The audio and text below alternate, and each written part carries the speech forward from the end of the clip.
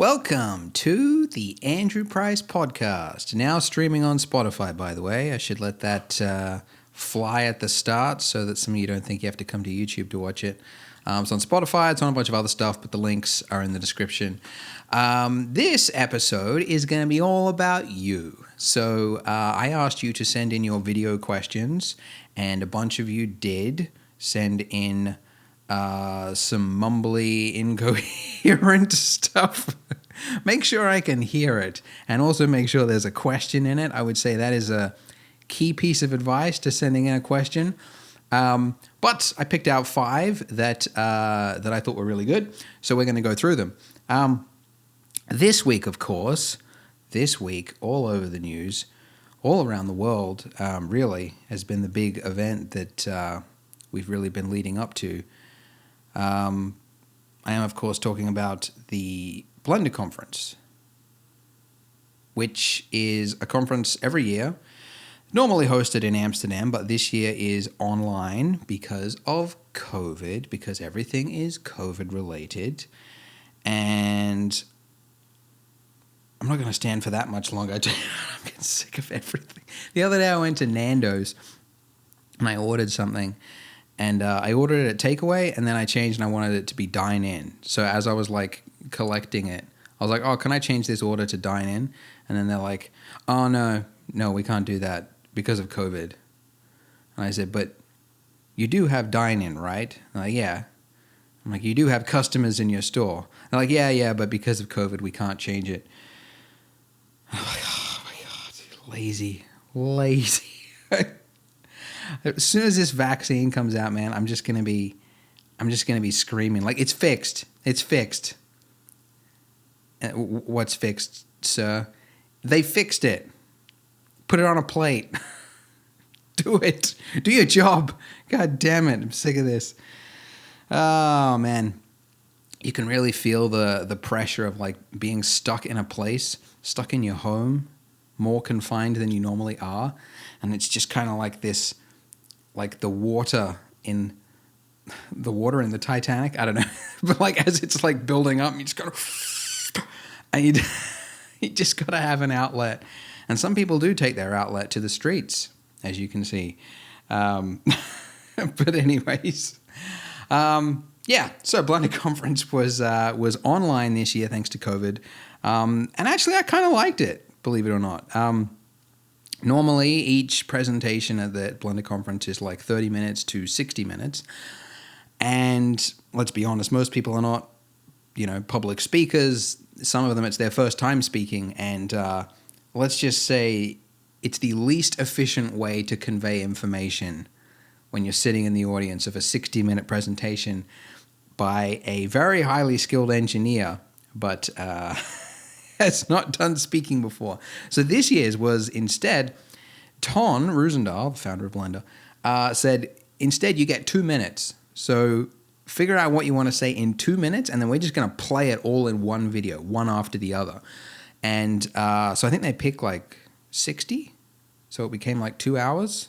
Maybe it was less than that. It was like half, 30 of them. I don't know. Anyways, I contributed my video to it because Ton asked, and I don't really see my point, like me contributing, because you already see me through the screen, It's like I got an invite to VidCon this year, which VidCon, for those of you who don't know, is the annual like YouTuber conference, YouTuber, TikTok, all the young kiddies with the crazy hair and weird fashion. They come there and they do their thing. And it's actually kind of cool because you get to meet all these other creators and talk about things. And that's the value. And I got an email from them this year going, good news, VidCon is still on this year. It's online. So you can buy a ticket to an online event where you can watch your favorite YouTuber on video. And somebody at VidCon thought, let's greenlight that idea. Actually, to their credit, I don't know if you did actually have to buy a ticket. It might have been a free event, in which case, props to them. But if it was paid, God. I mean, I know their business is affected. Everyone's, every live event, man. I tell you what, once COVID kicked off and you saw like everything shut down, I'm like, thank God I have an online business that is already remote. We do not have office workers. Everyone's already working from home. Ah, man, just seeing some of those businesses crumble. Hey, that's a fun start. But anyways, Blender Conference was cool. So I actually really enjoyed it. There was a whole bunch of contributors. I think Ian Hubert, Captain Disillusion was in there. Some of the CG Cookie guys you probably know, and then probably a bunch of others. But then also, I mean, the real value is seeing a bunch of other people from around the world who use Blender. France or Germany, I don't know, those aren't exotic places. Those are basically like 100% of the attendees at the Blender conference. It's like Ton starts the conference by going like, all right, raise your hand if you're from Africa. And there'd be like maybe one person. Australia. And I like scream extra loud to try and make it sound like there's more of us than there are, but it's usually just me. And then they get around to Europe and then they're like, Germany. And then like the entire audience's hand goes up. And you're like, now I know what to expect. I'm not going to be meeting too many diverse people at this conference. But anyways, you get to meet a whole bunch of creators in this sort of 2-minute session thing. And yeah, I kind of digged it. It was kind of fun. So check it out if you haven't already. The Blender Conference. It's like an hour and a half long. It's a good meal, good something to watch. Good thing to watch when you've got a meal. Or just sit around and watch something. And it's a very fast way to get a lot of information. I thought it was good. So watch it if you haven't already. It's on the Blender channel. So let's kick it off now to our first question, our first video question. Fella by the name of Samuel Keel. Who... There we go. Play. Hey Andrew, this is Samuel. I wanted to ask, how do you find your art style? So different artists like Ian Hubert, who does image projection and stuff like that.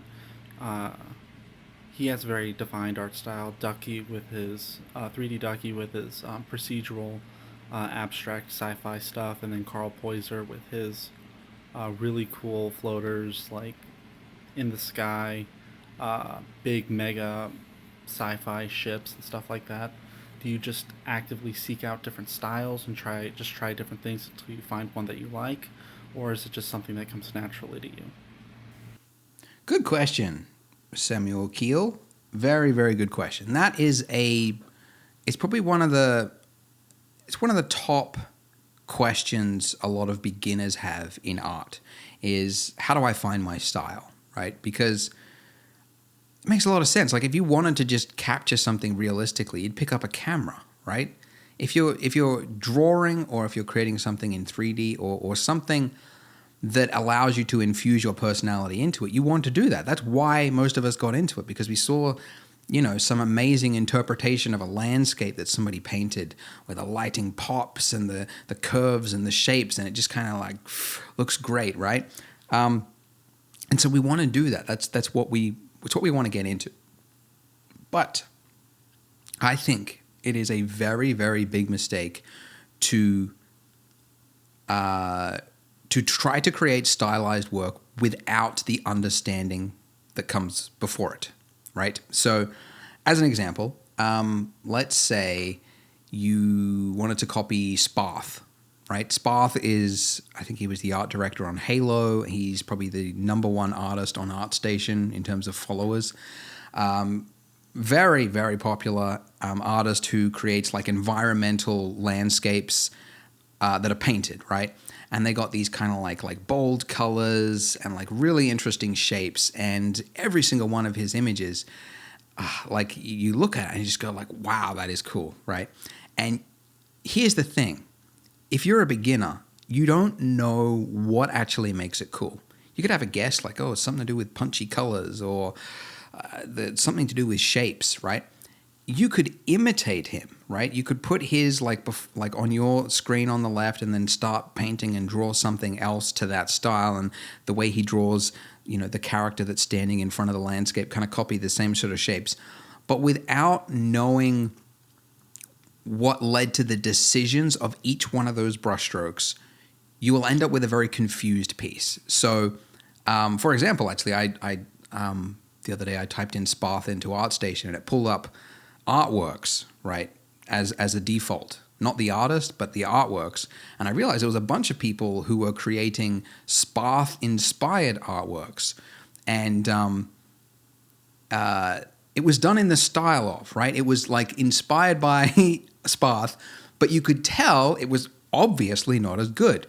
And it's because the simplicity of the style that you're seeing, the less is more kind of thing, like the clean shapes, the flat lighting across everything, that actually takes more work than doing something realistic. As in, like, it takes a lot of, it takes an understanding of what you're doing to know when to break a rule and when to keep a rule. So the shapes that he chose, like the rounded forms for the mountains, or like the jagged edge, like when to put a jagged edge versus a rounded form, or when to like simplify shading across a surface versus putting in the individual values across a surface, or detail continuity, which is a really big one, right? Like, you don't want to have detail like in the bushes, like way in the background, if that's not the focal element of the scene, right? But if you don't understand all this, then you will do that. You'll start like drawing individual like grass strands, because you won't know you don't even know what detail continuity is, or what a focal element is, or what even would create a focal element, right? Contrast. Things contrasting each other generally, right? And all of that stuff builds into this amazing piece that a beginner, when they see it, don't understand. It's like a popping candy, right? Put it in your mouth and you go, bah, bah, bah, bah. You just kind of have that effect when you look at this stylized artwork and you go like, oh, that's so cool. But you don't know why, because that part of your brain isn't developed yet. So to give my own example, as I've said ad nauseum, I did like a 6-month challenge to learn how to draw, did a presentation you could watch online called Habits of Effective Artists, where I talk about the lessons I learned, and episode 1 of this podcast talked about a revisit of that topic. Anyways, in that, I was doing a lot of stylized stuff, and it was because I was inspired by this kind of realistic, exaggerated realism, I guess you could call it, right? Like the shading is realistic, but like the body proportions are kind of, so like the eyes are big, like the head is big, maybe the shoulders are small, or like little things like that, and it looked cool to me, and I loved it, and that's what inspired me and got me into it. But I could not do it. I couldn't do it even close to what I was trying to achieve, because I didn't know what I was up to. I just thought it was all about like simplifying things, but I didn't know what to simplify. So it was just, I was getting lost.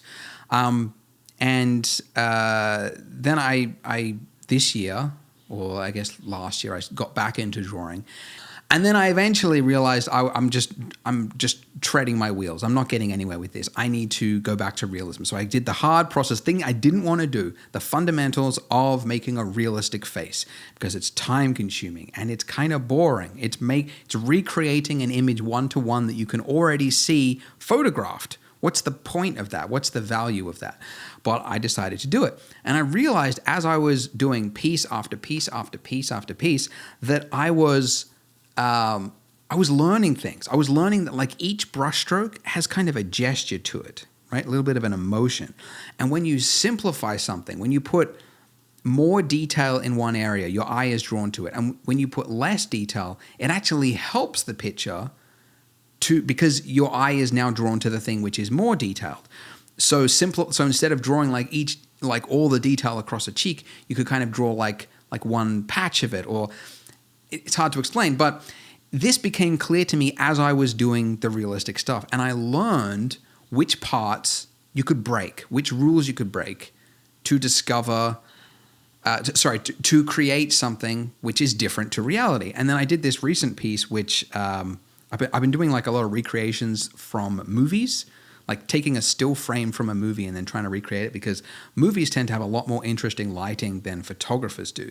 Photographers tend to photograph models with soft lighting because that makes you look younger. And it's just really hard to find like lighting by photographers with harsh, interesting lighting. So I just actually shotdeck.io is actually a really great place if you want to get frames from movies. It's like it's like everything is tagged. You can search by like focal length, lighting type, high contrast, number of people in the shot. I just discovered it the other day. It's really cool. Anyways, so I was doing this one from 10 Cloverfield Lane of this girl with the lighting thing. And as I was doing it, I was like, started to simplify. Like the eyes got bigger, and I added like more detail in the reflections of the eyes, because it kind of like made it like more, like your attention was drawn to that. I simplified areas. I let some areas fall into shadow, and I was just having fun with it. And I realized I kind of started to edge towards the thing that I had originally begun doing 2D to do, which was exaggerated realism. But it was only through doing the fundamental boring stuff to learn the shading, the proportions, getting everything else correct is what enabled me to actually start to break rules and understand why I'm breaking those rules. So that is my advice to you. I know having an art style is like, it's the reason you want to get into art. It's fun. That's why you want to interpret something differently and infuse your personality into it. But I would say you are setting yourself up for a lot of pain in the future, essentially, because you'll be treading your wheels, and some of your art pieces will look okay and then others won't, and you won't know why. And you'll just do piece after piece after piece where you feel like sometimes you're going forward, sometimes you're going back. And you don't, and you just feel like you're like, if there was a graph of like progress, you're just kind of like all over the place and you're not really getting anywhere. Whereas if you're doing fundamentals, it is a slower process, but you will actually be moving in the right direction, in my opinion. So that's what I would encourage you to do. Don't worry about art style at the start. I believe it comes naturally once you understand the fundamentals so that you can break them, and in doing so, infuse your own interpretation. So thank you, Samuel. Very good question. Let's now move to the next question, which is from Mitchell. Let's see what Mitchell has to say. He's got a lean little mustache. Let's see what he's got. And play. Hi, Andrew. So my question is, when it comes to emailing professional artists, what should I send in? Should I send in a picture, a drawing, or a render and ask them for feedback about that? Or is it better to ask about your learning schedule? Like, do I need to learn anatomy? Do I need to learn this? Am I doing this right? Should I put this in my schedule? And just the basic etiquette of emailing a professional artist. Like, what do they expect from you? What should I actually give them, and what should I tell them, if any information at all, if they need it? Every nuance you have about emailing professional artists, your input would be absolutely amazing. I know I would love to hear about it. Great. Good question, Mitchell. Yeah, it's a good skill to learn, right? The great thing about the internet is you can reach pretty much anyone through their social media or find their email through their website or whatever. So, yeah, you can reach artists. But here's the thing, and let's just be 100% clear here. No professional artist hopes to hear from beginners, especially beginners. Nobody wakes up in the morning and goes like, I don't know what to do today. Boy, let me check my email. I hope I've got an email from somebody who just started using Blender yesterday and they want advice on what they can do in their career, right? Which is, by the way, like 50% of the emails I receive, right? Nobody hopes to get that. And I'll be frank, I do not answer emails anymore. I used to, but I just realized that the time it was taking to answer them, I could do one video that at worst would hit 20,000 people and reach those people, or I could spend the same amount of time answering individual emails and at best answer 200 emails. So 100x? God, I suck at math. 100x difference. So I just decided not to do it. But that said, there are a lot of artists out there, professional artists, and I know a lot of them do reply and give advice. So let's talk about that. How can you how can you word your email or your question in a way that you would actually get a response? First rule, brevity. Okay, the number one problem with emails that I have seen is that they start with a 5-paragraph introduction from where they grew up in a little farm, often wherever, and then they moved to this, and they got interested in art when they were 14, and then they went to school, but they dropped out, and blah, blah, blah, blah, blah. And I'm not joking. Sometimes it's like 10 paragraphs long, and I scroll and I scroll and I scroll. And then finally, the question is right at the very end, right? It's like one sentence. And I know you want to do that. I know you want to give context as to where you're at, but it needs to be much shorter because you've just given someone homework and they don't even know who you are yet. It'd be like if someone knocked on your door and you opened it and it was a salesman and he said, okay, let me tell you a little bit about myself. So when I was 16, I was kind of interested in sales, but I wasn't sure. And then you just close the door in their face, right? You have to think about the person you're emailing and what do they want, right? Which in this case, they want you to cut to the chase. Okay, so say, hi, big fan, but I know your time is valuable, so I'll cut to the chase. Now give some context, okay? Context. I've been using Blender or learning drawing or painting for X number of years. That's all you need to say. Here is my latest artwork. Okay, now that's actually a really key thing. Here is my latest artwork. And link to preferably an ArtStation link to show that you're part of the community. You're not in the offshoots of DeviantArt. Right? Nothing wrong with DeviantArt. There is something wrong with DeviantArt. But anyways, it has to be a link to a website. Don't embed it, attach it to a thing because a lot of email servers will like not deliver it if there's an attachment. So just don't do that. It has to be one artwork as well. Now, this is the key thing because a lot of people think I'll send them my portfolio, okay? Now, when you do that, it's loads of artworks, right? And there could be anything wrong with any number of them, but they're always different reasons, okay? And it's again, coming back to the homework thing. You don't want to give them homework. You want to say, this is my one piece that I did recently. And that also is important because it kind of says to them that you've been doing lots of them. And they can look at they know how to go back to your page, like your full artwork list if they wanted to. But you're just asking them, look at this one piece. That's all I ask of you. And then say, here's my latest artwork piece. I think I need to improve my lighting or texturing, but I'm not sure. What do you think? ? Now that's also a really important thing because if you just said, what should I do? It's too open-ended and it shows that you haven't actually thought through what might be wrong with it. You're just kind of tossing it out there and going, I don't know, man. You're the genius. You tell me, right? So by saying, I think I need to work on lighting or the texturing, it shows you've given it some thought. And it also gives an opportunity to the artist to give a quick answer and to agree or disagree with you. Because here's the other thing. They'll say lighting or texturing. And then they'll look at the art piece and then they'll go yes or no. But also, I think it might be these other reasons. And so the response you wanted, you'll get by asking this yes or no question. So if you say, I don't know, lighting or texturing, what do you think? They'll be like, well, yeah, the lighting's not great, but I actually think you could really improve in framing, composition, or learning materials, or something like that. And so you'll end up with like the paragraph answer that you hoped for by asking this yes or no question. So that's my advice.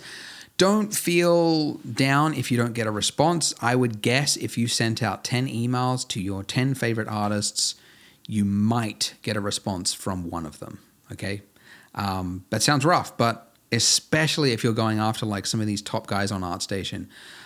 Like I've emailed them in the past to like be on podcasts and, you know, I've got a big channel and like I don't get responses, right? So just understand that their inbox is just flooded with just people saying, I don't know what to do, right?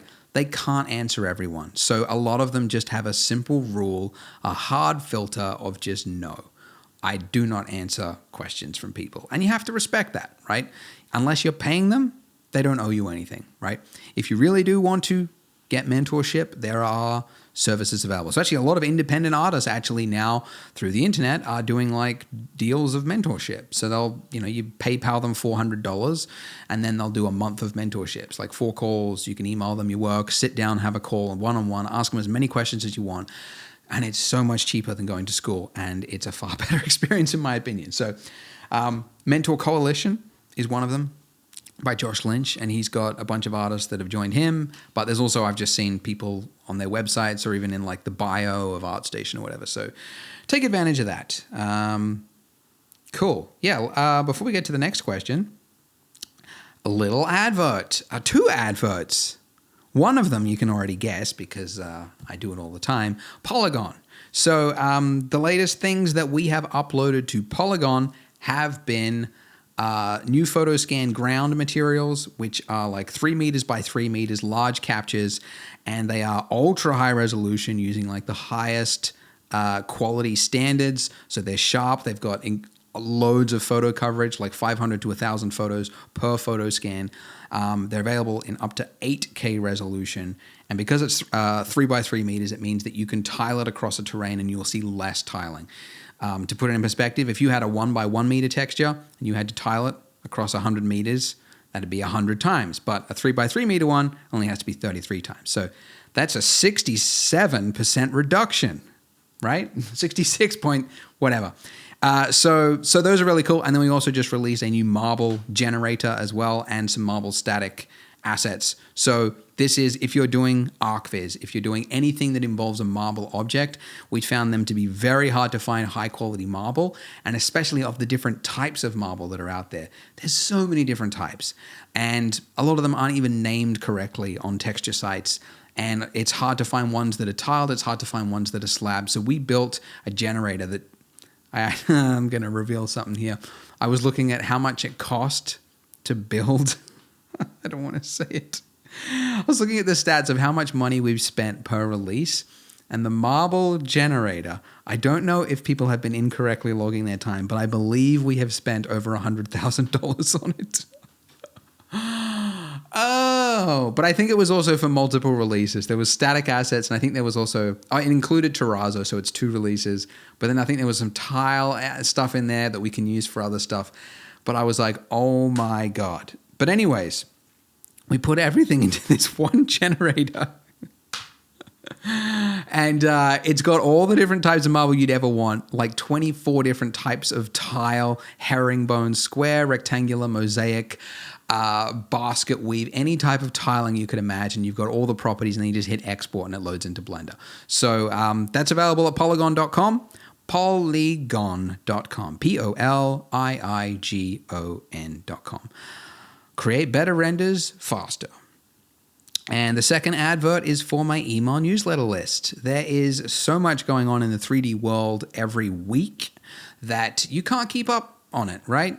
Like you'll be thinking you're doing something cool, and then somebody will say, oh, there's a software that'll do that. It came out 2 years ago. And you're like, how did I not know that this software that generates terrain or whatever does this thing? Right? There's so much coming out. All these updates, companies getting acquired. There's also tutorials on how to do this new technique that somebody's created, workflows or like color theory, things like that I find that come across my table. And I realize, like, I post them occasionally on Twitter, but like I want to spread the stuff that I find which is really interesting. So it's once a week, that's all it is. And I include 3 to 5 of the best stories from that week in an email, and I send it out. It's got 300,000 people on the list who evidently like it. And you can join that at the link in the description. I don't have an easy URL to access that, so maybe I should create one. But it's in the description, so you can check that out if you were so interested. All right, on to the next question. This one is from Noah. Noah Gamp. Hey Andrew, my name is Noah, and I'll get right down to it. I have no experience in art whatsoever. I've never studied it. I can't draw. I can kind of do some photography, but nothing serious. I found Blender through your donut tutorial. Heyo. And that was my first experience with 3D ever. And I've found that I've become utterly engrossed by Blender and 3D animation and art and modeling and all that. You fell in love. So much to the point where I think I should change careers, or it might be like a calling for me to change careers. And so I was wondering, what kind of steps can a person like me take to prepare themselves for a potential career change? And as a tie-in question to that, if I choose to do like some freelance work, how can I tell when I'm good enough to start monetizing my services? Or how do I know when I'm good enough to start selling my work? So those questions have been really giving me a lot of anxiety and holding me back from pulling the trigger on this. So I'd really love to hear what you think. And if you're ever in Seoul, Korea, because that's where I currently live, let me know and I'll happily buy you a beer for taking your time to answer these questions. All right, cool. Cheers. Thanks. That is wild, Noah, that you live in Seoul, Korea, because I lived there for 3 years, believe it or not.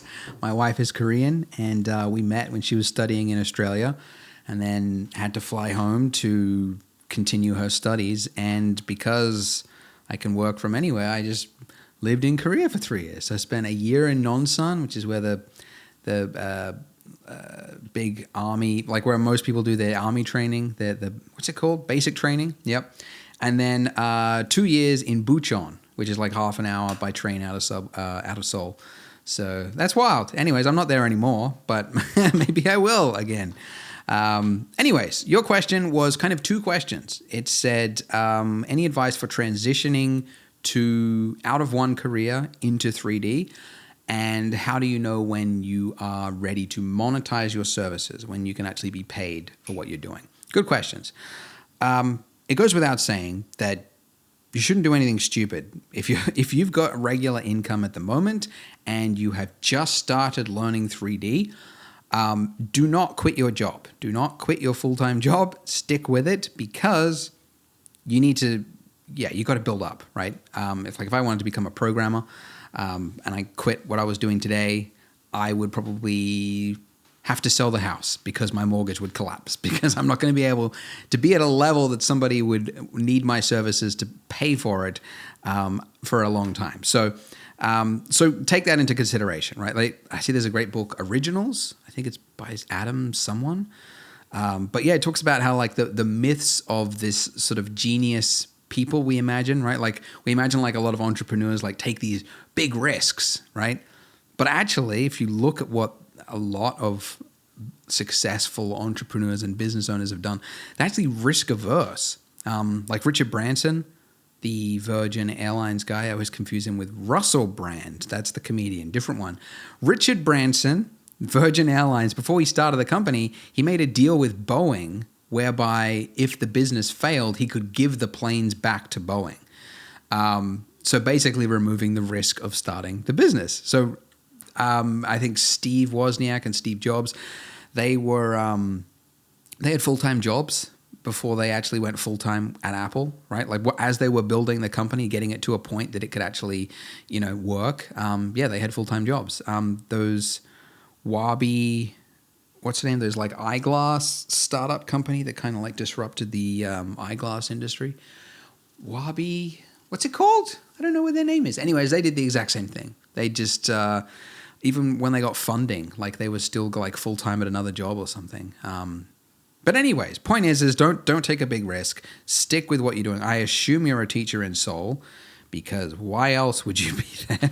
I know from experience that because you're white, just everyone assumes that you're a teacher. Even within your white group of friends in Korea, it's like they'll just be going around talking or whatever, and they'll be like, so what level do you teach? And I'm like, I do not. I'm one of the few people who do not teach. I came here for love. And ladies and gentlemen, let me tell you, I sealed the deal. We got married in our final year of Korea. But anyways, your second part of your question was, how do you know when you're ready to monetize your services? The answer to that is you'll know because someone will pay you. So there's obviously different tiers, right? There's top tier of like the ultra top professionals on ArtStation, which are getting job offers from all the biggest, baddest game companies in the world. And then there is the lowest tier, which I believe is actually kind of like freelance gigs for people who aren't in the 3D industry. So Fiverr.com, freelancer.com, I believe. But basically, like, there's people out there who need stuff done for 3D and they don't have high expectations or high quality standards because they don't know what good 3D is. They just need something. Like, you go on Fiverr.com and there are people that will create like 3D figurines for cake toppers. So for like weddings, they do these little figurines. And they'll do that for you, right? And they're not particularly good, but they don't have to be. You just have to know how to use the software enough to create a convincing cartoonish face that resembles somewhat of the people that your client would send in a photo of. This is the bride and the groom. And my baby's crying. So give me 1 second while I dampen that.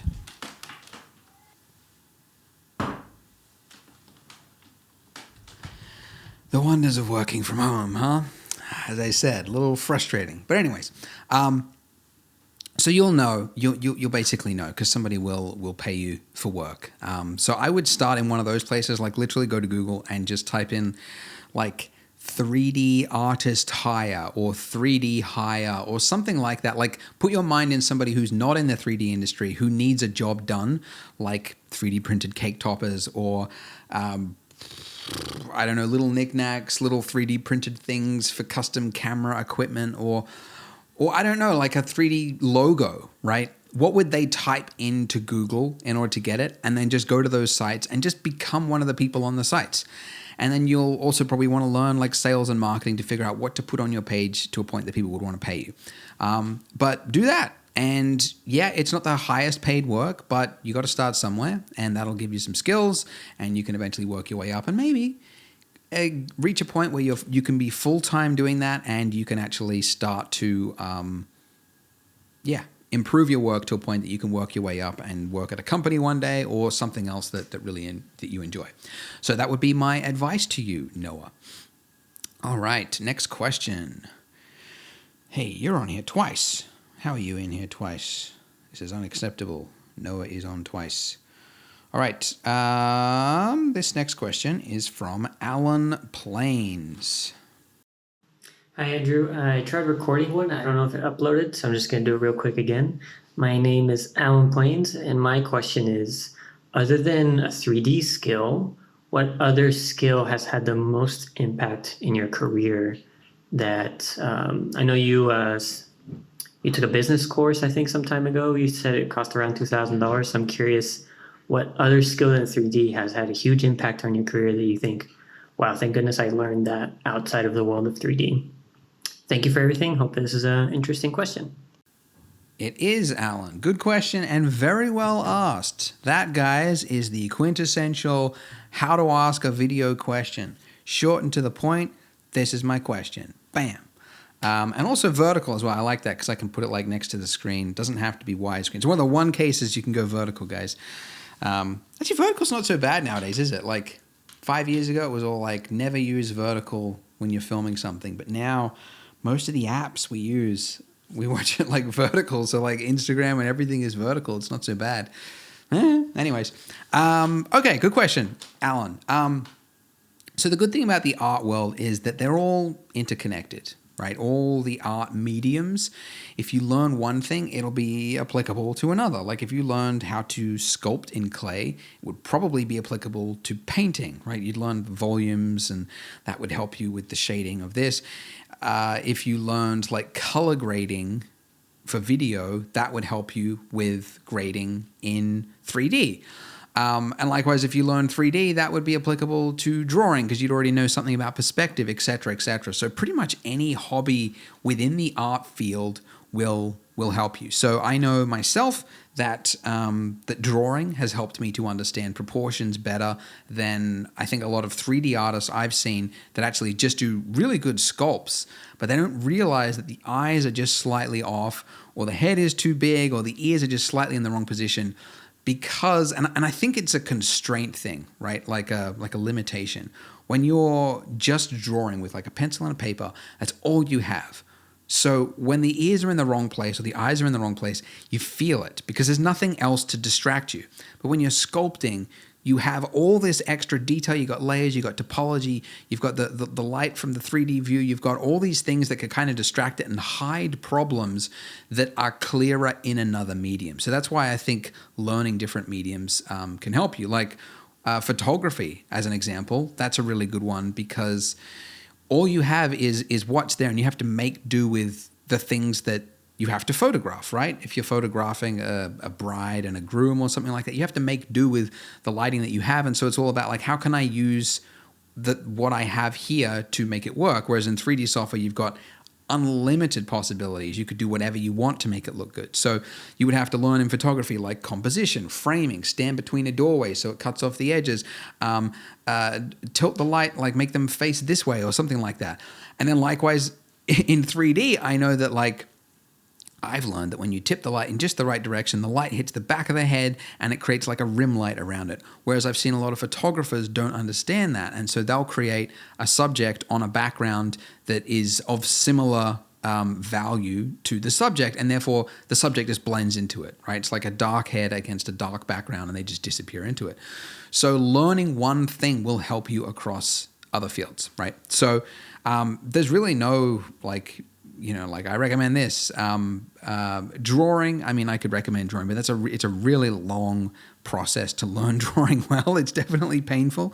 It is helpful. I think photography is a really easy one that'll help you, as I said, with composition, framing, lighting. You'll learn about focal length as well, which is really handy. So that can be really good. What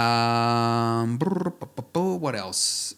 I mean, the fundamentals of color theory and everything, but that's just kind of like art theory in general. Other skills, because you mentioned skills, right? So believe it or not, marketing, like sales and marketing, I think is very underrated for an artist to learn. And the reason I say this is, as an example, my personal trainer said that when he went to do his personal training degree, course, or whatever it was, he said like 80% of the course was sales and marketing.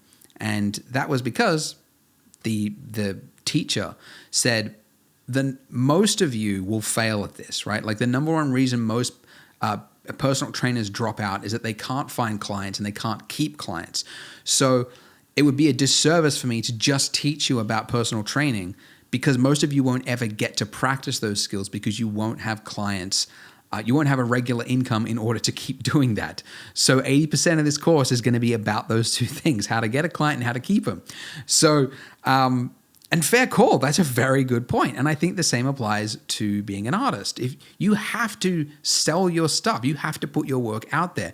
And it's almost like an allergy to some artists. The idea of sales and marketing is like, that's dirty. That's the opposite ends of what art is. That's not what I'm doing it for. And sure, if you just want to do art as a hobby, then yeah, fair call to you. You don't have to learn that. But if you want to be good at it, and this is something you want to do for a living, then you have to get people to pay you. That's how the world works. So it's a very good idea to learn, to learn sales and marketing, because it'll come in handy there.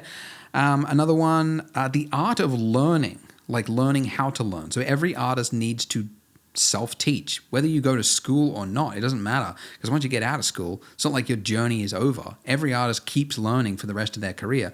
So you have to know how to learn efficiently. And there's one book, there's really only one that I can recommend, which was The 4-Hour Chef by Tim Ferriss, which is a book about cooking, but it's also a book about learning, because he is not a chef. His idea of cooking used to be throw some eggs into a Pyrex jug, chuck it in the microwave, and then pour some salsa on top, and then that was breakfast. But then he became like a culinary chef, and he talked about like how he did that. And he talked about the DSSS, which stood for like deconstruct what it is you're trying to learn. S was like segment those things into different pieces, and then like struct was like put them in the order in which that they need to be learned, and then stakes, which was what stakes can I give myself to motivate myself to learn it. So I actually used that. That was the inspiration for my 6-month challenge that I did in my presentation. So I gave myself the stake of, if I lose, I have to give my cousin $1,000, but I don't get anything in return. So it was just a motivator for me to do it. So anyways, that's a really good book, Learning How to Learn.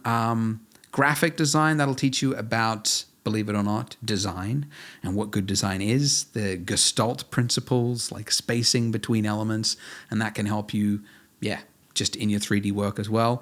There was another one, I think. I had some notes. Let me check my notes here, because I feel like there is one more that I'm missing out. Teaching. Okay, so this is an interesting one that most of you probably won't do, but when you're learning something, and I guess this is kind of tied into the learning thing, but they say, you might have heard it before, but you don't fully understand something until you understand it enough that you can explain it to somebody else. What I mean by this is I learned this the other day, well, not the other day, a few years ago when I was doing that color space video. It was called the secret ingredient to photorealism, and I talked about, color space in Blender. And I realized when I was talking to people on Twitter and asking people questions through email and things like that, most people assumed they knew what color space was and color transforms and the difference between linear light and sRGB. And for example, what is gamma? Okay. Do you know what gamma is? GAMMA. It's a setting that you'll find on most monitors. You'll see it in photo editing, video editing software. What is gamma? If you're being honest, you probably don't know. And that's because it's a highly confusing term, which is kind of outdated, shouldn't really be used anymore.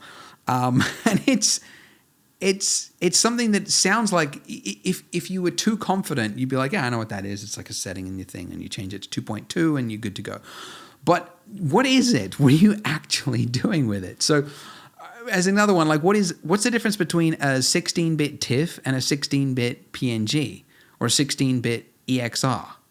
Right? These are things that we think we know, but then if you had to talk through it, if you had to explain that to somebody else, what would you say? And that key thing, thinking you know something and then knowing it well enough to explain it to somebody else is very different. And you realize immediately how poorly you understand what you think you know. I think they say that for politics as well, right? If you're,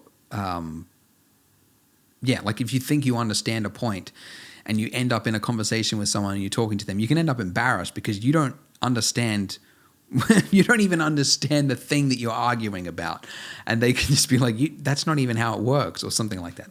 I don't know, that's kind of a tangent. But anyways, the art of teaching is really valuable. So I've actually thought recently, with my 2D stuff, I mean, my channel is about 3D, but it would actually be kind of cool for me, just purely for me, I don't care about anyone else, if I made a tutorial on how to draw, it would force me to understand it better, and my artwork would improve through it. So running Blender Guru has done that immensely for me because it's forced me to understand, what is composition? What actually makes something work, and break it down. And you realize how deep it goes. And some of the things you thought were true were false. And you have conflicting information, and then you have to distill it into something that makes sense. God, there's so much bad information out there about composition. The rule of thirds. I did a compositional video a long time ago, 4-ish years ago. I think I should do another one to just debunk so much of the composition stuff. I think it's borderline Illuminati conspiracy drawing triangles over the images. That's what people are doing. They're going and this picture looks amazing because if you draw a line from the arm that's facing like this and you draw it up, it hits the bird, and then the bird, you draw a line from that, and then look at this, it creates a triangle, and the triangle is good because of the design of a principal shape. And it's what? I could find an image that sucks that has the exact same triangle. Now what? It doesn't make any sense. I swear, you're all talking bollocks. Anyways, we went on a tangent there. So that's my answer to that question. Yeah, just a whole bunch of hobbies out there. So the 4 skills that I mentioned, so there was teaching, there was marketing, there was the art of learning, and there was, like graphic design, photography as well. Yeah, anyways, those things. I hope that's helpful. I hope that was helpful. All right, the final question here comes from Z Dane. Last name, Ahmed Kurniatama. I regret trying to pronounce that. Anyways, play. Hi, Andrew. I just want to have a quick question. So, what do you think is the best way to learn Blender? If it's from scratch or if you want to learn something new? So, do you think it's best if you learn it on your own by experimenting and Googling to see how things work? Or do you think it's better if it's with forums where you can ask and interact with people with posts? Or if it's better with videos where you watch a tutorial, maybe from YouTube or Udemy? Or do you think it's best if it's from hands-on experience with a mentor or a teacher? May it be offline or online via video conference. Thank you. Good question. All of the above, really. I think I talked about it in the last episode, right? Like, if you were purely tutorials and all you looked at were tutorials, then you would never have, you wouldn't be solidifying any of the learning that you've got to go out and create something yourself, right? If you were purely solo and thought, I'm just going to figure it out myself, I don't need tutorials or whatever, you would be flailing around in the dark, trying to reinvent the wheel, doing so many mistakes that could have just been learned if you just watched a tutorial or read a book or something, because they've figured it out. You don't need to reinvent it, right? It's the balance, and it's knowing when you need to switch from one to the other. And it's an important thing, right? It's not really talked about, but that is a crucial thing, is learning when you need to switch gears.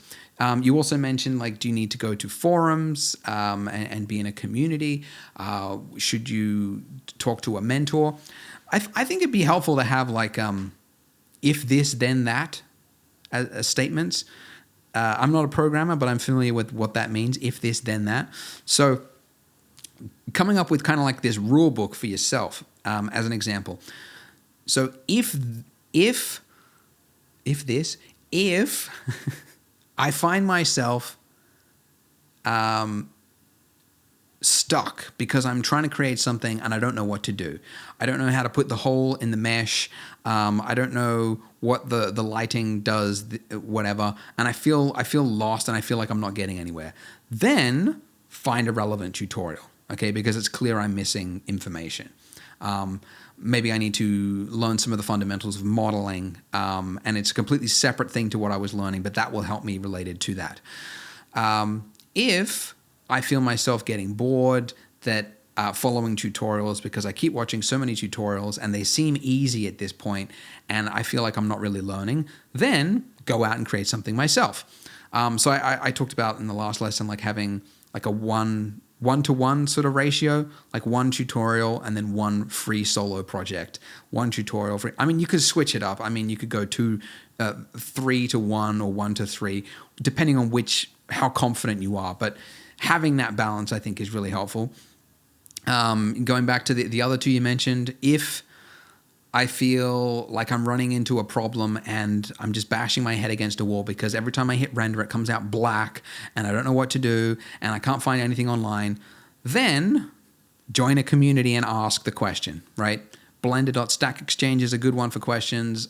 Twitter, believe it or not, it is a dumpster fire, of course, but the one very valuable thing about it, and this is the only reason I still use Twitter and have developed a following, is because I know that if I ever have a question about anything, I can ask it literally anywhere in the world and I'll get like 10 answers in the first couple of minutes. And that is invaluable. I couldn't really put a price on that. Like, I ask everything on there. Like the other day we were working on a material at Polygon, which is like those angled wood planks that go on the exterior of houses. And I'm like, what do you call that? And I put like a poll, like cladding, siding, weatherboard, clapboard, and got like all these responses. And it was just like, now I know the answer. The answer is siding, by the way. That was the top voted thing. But it's different all around the world, believe it or not. But anyway, so I just ask everything on there. So if you build up, if you're part of a community, even if you don't, you're giving a lot now, and maybe you're just part of it, and you're replying, or you're just putting your artwork there or something like that. If you're part of it, you build a kind of a relationship to other people. When it comes time to ask a question, you'll have a venue in which you can do that. So highly recommend being a part of something there. And then if this, then that, if I feel that I have reached a plateau in my career, I follow tutorials, I'm not really learning anything to get past this plateau, I don't know what to do next, help, then seek out a mentor, okay? Seek out any site that offers a mentorship, because you probably do need professional help. You're at a level that you probably at an intermediate to advanced level where having a mentor would really help you. So those are kind of the statements that you would build in your head, this kind of rule book for how to know when you're at a stage when you need to flip the balance and switch to something else, because that's kind of the it's kind of the crucial bit of learning, right? You don't want to just be like making mistakes again and again and again when there's tutorials and learning out there for free on YouTube that you could be taking advantage of that would teach you how to avoid that and how to do it properly the first time, so you don't have to, make these mistakes. So, but at the same time, you also don't want to be flailing around in the dark going, I know what I'm doing. I don't need a tutorial. And then just like, spending 5 years learning something that could have been learned in a couple of months if you just followed tutorials at the start. So I have seen that. I have seen that. You see some people that have been part of a community or a forum, and they've been posting there for years and don't seem to really be getting anywhere. I don't know why, but anyways. So that's my answer to you, Zidane. I hope that was helpful. And that concludes this podcast. If you have questions for next episode, go to blenderguru.com/podcast question. All you need to do is take out your phone like this. You hit the camera button, then you hit the selfie button, and then you hit record. Preferably record it in under 30 seconds. Short and sweet, and make sure the question is clear. The camera, the microphone, everything on your phone is good enough. Don't use your webcam. It is very hard to hear. So just use your phone. Everyone's got a phone. Just use that. Hit record. Write out your question before you ask it if you haven't done it before, but that'll really help you solidify what it is you're trying to ask before you start recording. Because I don't want to include questions in the podcast where listeners are struggling to hear and understand what the question even is, because that's just boring listening, right? Nobody wants to hear that. So I want to have, the ideal one was like from the Alan Plains, short and sweet, vertical video. Just do that. So send it there, blenderguru.com/podcast question. It's just a Dropbox folder. You drop in the file and away it goes. And the best questions will get answered on the next podcast. So stream this on Spotify or wherever it is you get your podcast from, just not from Apple iTunes, because I don't know, I just can't get it on there. Anchor, I'm using anchor.fm and it's supposed to like propagate it out there, but it's not on iTunes. I don't know. I don't know how many people that use iTunes anymore either. They use YouTube, and Spotify seem to be the place to go. So anyways, you can find it there. Links are in the description. And thank you for listening, and I will see you in the next episode. Bye.